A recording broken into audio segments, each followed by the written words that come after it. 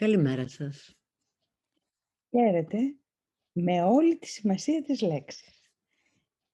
Γιατί το σημερινό μάθημα ξεχυλίζει από χαρά. Και μιλώντας για χαρά, μια ερώτηση. Έχετε σκεφτεί ποτέ τι χρειάζεται για να είστε χαρούμενοι, χαρούμενες? Τι χρειάζομαι για να έχω χαρά? Ίσως σας ήρθαν μερικά πράγματα στο νου. Ό,τι και σας ήρθε, μάλλον έχετε παραλείψει το βασικό. Γιατί η χαρά, αν την αποδώσατε σε κάποιες συνθήκες ή σε κάποιους παράγοντες που βρίσκονται έξω από εσάς, είναι λάθος τοποθέτηση. Η χαρά είναι μία επιλογή. Το έχετε σκεφτεί ποτέ? Συνήθως λέμε για να είμαι χαρούμενη πρέπει να πηγαίνουν τα πράγματα καλά στη ζωή μου, να είναι αυτή που αγαπάω καλά, να έχω καλές σχέσεις και έτσι έχω χαρά. Όχι, μας λένε τα μαθήματα θαυμάτων. Έχεις τη δυνατότητα να έχεις χαρά συνεχώς, γιατί ο δημιουργός σου την έχει ενθέσει μέσα σου σαν ένα λουλούδι που είναι μόνιμα ανθισμένο. Απλά χρειάζεται να στραφείς προς το λουλούδι αυτό.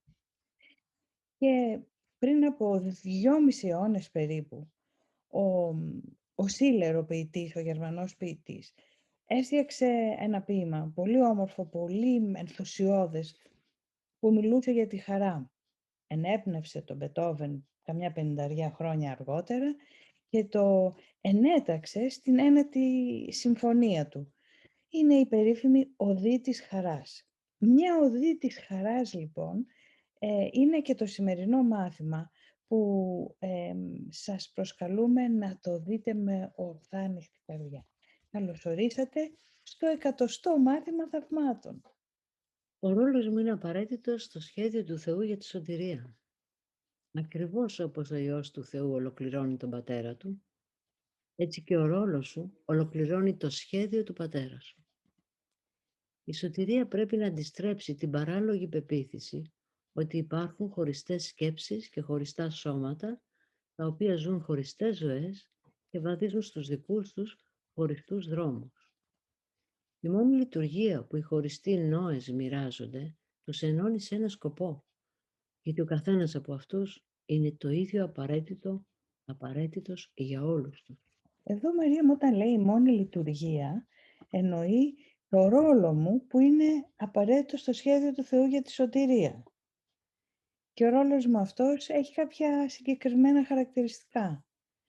Έχει τη συγχώρεση ως εξωτερική και εσωτερική τοποθέτηση και το αποτέλεσμα όλης αυτής της διεργασίας είναι η χαρά. Στην οποία έχουν όλοι το δικαίωμα, όχι μόνο ένας. Εξίσου. Και συνεχίζει το μάθημα. Το θέλημα του Θεού για σένα είναι η τέλεια ευτυχία. Γιατί πρέπει να διαλέξεις να πας ενάντια στο θέλημά του? Ο ρόλος που έχει φυλάξει για σένα στο σχέδιό του σου δίνεται για να μπορέσεις να αποκατασταθείς σε ό,τι αυτός επιθυμεί. Αυτός ο ρόλος είναι τόσο ουσιαστικός για το σχέδιό του, όσο είναι και για την ευτυχία σου. Η χαρά σου πρέπει να είναι πλήρης για να γίνει το σχέδιό του κατανοητό από εκείνους τους οποίους σε στέλνει.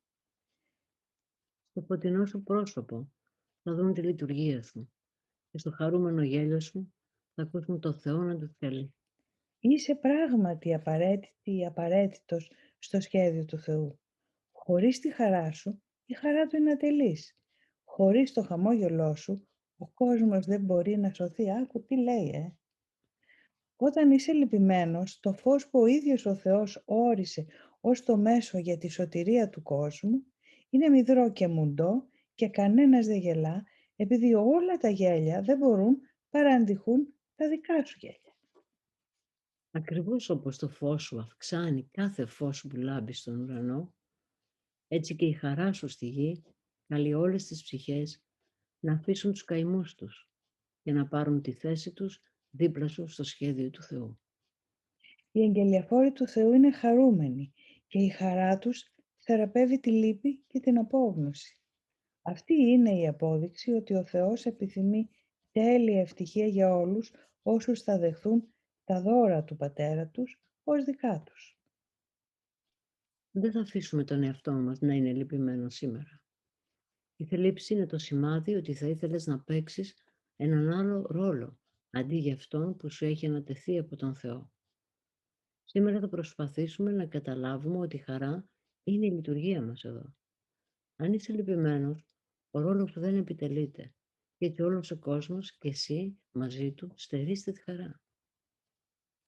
Ο Θεός σου ζητά να είσαι ευτυχισμένος, ώστε ο κόσμος να μπορεί να δει πόσο αυτός αγαπά τον Υιό του και δεν θέλει καμιά λύπη να έρθει και να μειώσει τη χαρά του, κανέναν φόβο να τον περιβάλλει και να διαταράξει την ειρήνη του. Σήμερα είσαι ο αγγελιοφόρος του Θεού.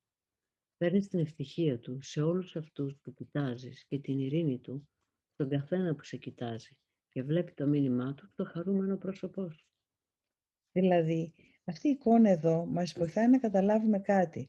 Ακόμα και αν βλέπουμε έναν κόσμο εξωτερικό, μουντό, βροχερό, ταλαιπωρημένο, το ορθό μέρος του νου μας έχει πάντα λιακάδα. Ναι, Έχει πάντα τη δυνατότητα για χαρά. Φτάνει να μετατοπίσουμε την προσοχή μας από τη συννεφιά και τη χειμωνιάτικη διάθεση στην καλοκαιρινή, στην ανοιξιάτικη. Είναι πάντα μέσα μας. και γι' αυτό είπες ότι η χαρά είναι επιλογή. Σήμερα, στις 5 λεπτές περιόδους της εξάσκησής μας, θα προετοιμάσουμε τον εαυτό μας, καθώς αισθανόμαστε την ευτυχία να ανυψώνεται μέσα μας, σύμφωνα με το θέλημα του Πατέρα μας και το δικό μας. Άρχισε τις ασκήσεις με τη σκέψη που η σημερινή ιδέα περιέχει. Μετά συνειδητοποίησε ότι ο ρόλος σου είναι να είσαι ευτυχισμένος. Μόνο αυτό ζητείται από σένα ή από οποιονδήποτε θέλει να πάρει τη θέση του μεταξύ των αγγελιοφόρων του Θεού ή των αγγελιοφόρων της χαράς ή των αγγελιοφόρων της αγάπης. Συλλογή σου τι σημαίνει αυτό. Έχεις πράγματι κάνει λάθος να πιστεύεις ότι σου ζητείται να κάνεις θυσίες. Σύμφωνα με το σχέδιο του Θεού, μόνο λαμβάνεις και ποτέ δεν χάνεις. Ούτε θυσιάζεις, ούτε πεθαίνεις.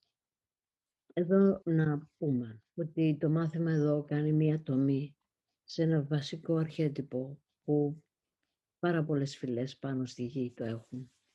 Μεγάλη σύγκρουση ανάμεσα στα παιδιά του Θεού και τον ίδιο το Θεό ή τη σύγκρουση ανάμεσα στον Υιό και τον Πατέρα. Και σε μυθολογίες το βλέπουμε και στις παραδόσεις των λαών, πώς ο γονιός διώχνει το παιδί, πώς το απομακρύνει, πώς το πάει στο βουνό γιατί δεν το θέλει και αφήνει να το φάνε τα θηρία.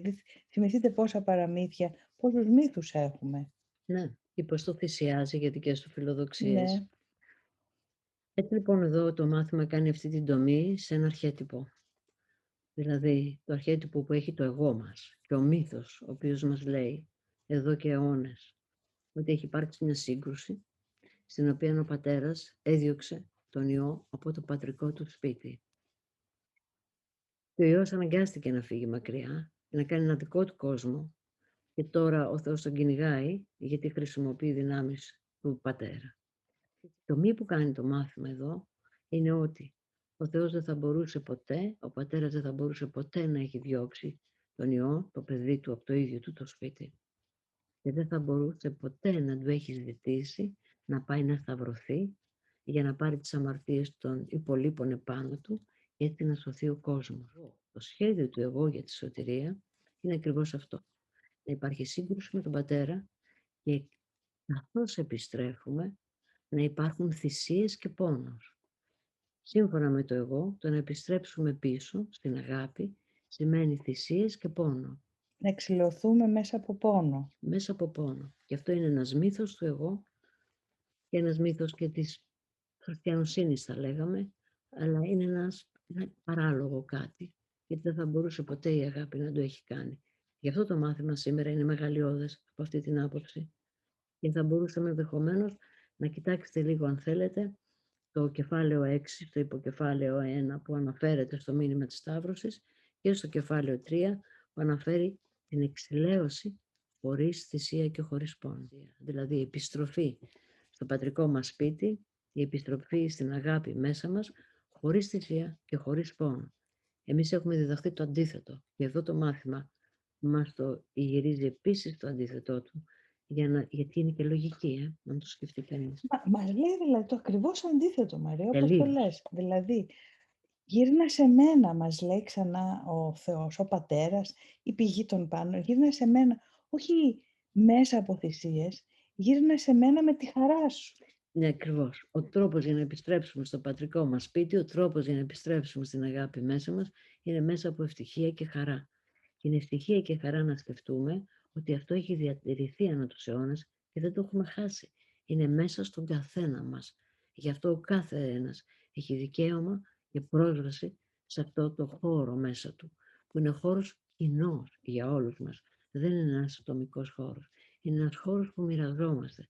Γι' αυτό μας λέει σήμερα ότι το δικό σου γέλιο, το δικό σου χαμόγελο είναι αυτό που θα λάμψει και θα οδηγήσει και τους άλλους στο ίδιο σημείο. Με αυτόν τον τρόπο, όχι Θα τους μέσα το από το... θυμίσει, ακριβώς. Η εξηλαίωση λοιπόν στην οποία αναφέρονται τα θαύματα είναι διαφορετική από την εξηλαίωση που έχουμε μάθει, γι' αυτό και η λέξη είναι βαρύγδουπη. Αλλά στα θαύματα αυτό γίνεται μια λέξη που έχει ένα νόημα όχι μόνο ελαφρύ, αλλά και χαρούμενο. Χαρούμενο, πολύ. Θα θυμηθούμε να προσπαθήσουμε να βρούμε αυτή τη χαρά που αποδεικνύει σε εμάς και σε όλο τον κόσμο το θέλημα του Θεού για μας. Είναι η λειτουργία σου να τη βρεις εδώ και να τη βρεις τώρα. Γι' αυτό το λόγο ήρθες. Σήμερα, ας είναι η μέρα που θα το πετύχεις αυτό. Εδώ θα ήθελα να θυμηθούμε ξανά τον Σίλερ, τον ποιητή, με την οδή στη χαρά, και τον Μπετόβεν στην 9η συμφωνία του που την έχει ενσωματώσει. Και την Ευρωπαϊκή Ένωση και την Έλεν Σάκμαν που έγραψε τα θαύματα. Πώς ενώνονται όλα αυτά. Εμπνευσμένος ο Μπετόβεν από την οδή στη χαρά του Σίλερ, την εντάσσει σε ένα χοροδιακό στο τέλος της 9ης συμφωνίας.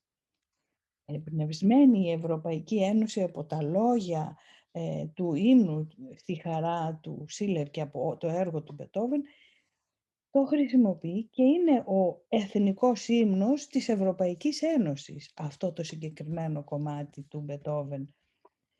Και την εποχή που αυτός ο ύμνος για πρώτη φορά καθιερώνεται στην Ευρωπαϊκή Ένωση, γιατί υποδηλώνει την ενότητα των ανθρώπων στη χαρά, αυτό που τους συνδέει, ασυνείδητα δηλαδή έχουν πιάσει οι νόες, έστω και αν είναι πολιτικά ή οικονομικά τα κίνητρα που τους εξωτερικά τους συνδέουν, έχουν πιάσει ότι το εσωτερικό κίνητρο είναι η χαρά. Το καθιερώνουν λοιπόν ως ύμνο της Ευρωπαϊκής Ένωσης την ίδια χρονιά που ολοκληρώνονται τα μαθήματα θαυμάτων από την Έλεν Σάκμαν. Το 1972. 72, ακριβώς. Πώς δηλαδή το Άγιο Πνεύμα ενώνει πράγματα που φαίνονται άσχετα μεταξύ τους, αλλά μέσα από αυτά υπάρχει κάτι κρυφό που τα διασυνδέει. Και νομίζω ότι είναι ωραία να δούμε ένα μικρό απόσπασμα από αυτή την οδή στη χαρά, ακούγοντας ταυτόχρονα και το αντίστοιχο κομμάτι λίγο. Θα δούμε λοιπόν τους στίχους και να ακούμε λίγο τη μουσική που το συνοδεύει.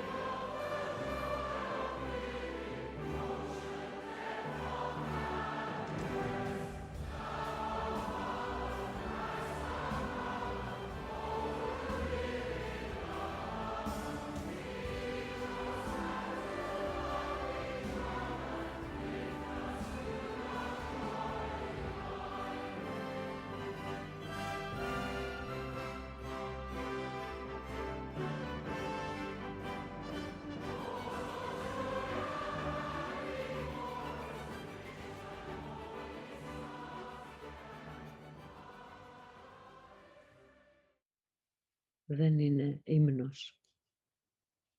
Και το ποίημα του Σίλερ έχει πολλούς στίχους. Είδαμε ένα μικρό απόσπασμα. Βρείτε το να το διαβάσετε, θα ξεσηκώσει τη χαρά μέσα σας. Και συνεχίζει όμως το μάθημα. Ακόμα περισσότερη χαρά. Τα βαθιά μέσα σου, χωρίς να ταραχτείς από όλες τις ασήμαντες σκέψεις και τους ανόητους στόχους που προσπερνάς καθώς ανέρχεσαι για να συναντήσεις τον Χριστό μέσα σου. Να είναι εκεί και μπορείς να τον φτάσεις τώρα. Ποια ασήμαντη σκέψη έχει τη δύναμη να σε σταματήσει? Ποιος ανόητος στόχος μπορεί να εμποδίσει την επιτυχία σου, όταν αυτός ο οποίος σε καλεί είναι ο ίδιος ο Θεός? Αυτός θα είναι εκεί. Είσαι απαραίτητος στο σχέδιό του. Σήμερα είσαι ο αγγελιαφόρος του και πρέπει να βρεις ό,τι αυτός θα σε ήθελε να δώσεις.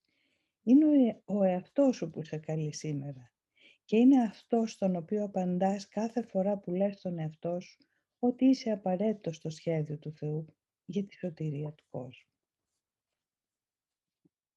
Τι υγιής και ευτυχισμένη θέση είναι αυτή. Αυτό λοιπόν το 100ο μάθημα μας το λέει ξανά και ξανά. Το χαμόγελό σου, η χαρούμενη διάθεσή σου, η χαρά μέσα σου είναι αυτό που θεραπεύει ένα κουρασμένο, ταλαιπωρημένο κόσμο, αλλά πρώτα απ' όλα θεραπεύει εσένα. Και είναι και να σκεφτούμε εκείνη την παραβολή του Ασώτου, όταν επέστρεφε πίσω, όταν είχε γιορτή στον ουρανό και δεν βγήκε να τον προϋπαντήσει ο ίδιος ο πατέρας. Αυτή είναι η παραβολή. Και εδώ είναι αυτό που είπε ο Ιησούς, ότι δεν ήρθα να καταλήξω τους νόμους, αλλά ήρθα να συμπληρώσω τον νόμο. Ακριβώς αυτό κάνει. Έχουμε μία ερώτηση από την Μέρη. Και ο Χριστός δεν σταυρώθηκε? Γι' αυτό είπαμε να κοιτάξετε το κεφάλαιο 6, στο υποκεφάλαιο 1, γιατί είναι το μήνυμα της σταύρωσης.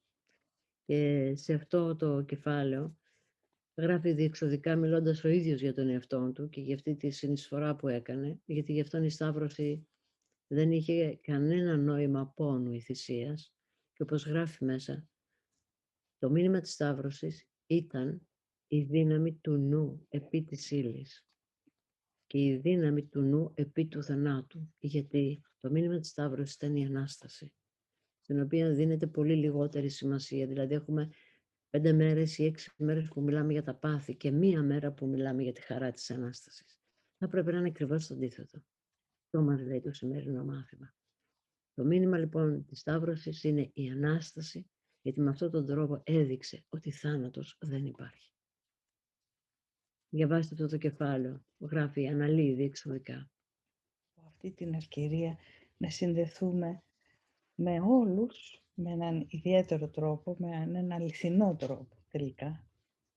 Ναι, με χαρά, την οποία μοιραζόμαστε με όλους και όλοι τη μοιράζονται μαζί μας. Μόνο σε αυτήν τη χαρά και μόνο σε αυτές τις ιδέες και στο βίωμα αυτών των ιδεών μπορούμε πραγματικά να ενωθούμε. Όλα τα άλλα θα είναι απλές προβολές. Είναι αυτό το σχέδιο που ψάχνει και μη βρίσκεις. Όταν κοιτάμε στον σωστό τόπο, βρίσκουμε και τη λύση. Βρίσκουμε και τη χαρά. Και αυτό είναι πάντα μέσα μας. Πάντα μέσα μας είναι η λύση. Και από μέσα μας επεκτείνεται βέβαια, επίσης μέσα μας, γιατί όλοι οι άλλοι είναι επίσης μέσα μας και εμείς μέσα τους. Όπως είμαστε όλοι μέσα στον ίδιο το Θεό. Αυτά για σήμερα.